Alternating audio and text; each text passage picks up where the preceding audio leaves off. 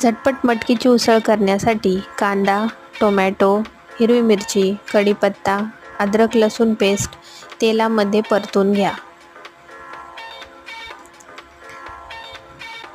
त्यानंतर 1 चमचा हळद, धने पावडर, गरम मसाला, लाल तिखट आणि मीठ टाकून छान परतून घ्या.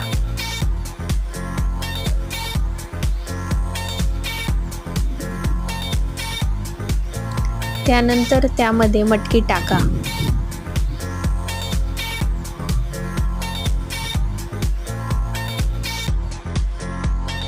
त्यानंतर दाण्याचा कूट टाकून हवं तेवढं पाणी टाका. वरतून कोथिंबीर टाका आणि कुकरला 3 शिट्ट्या काढून घ्या.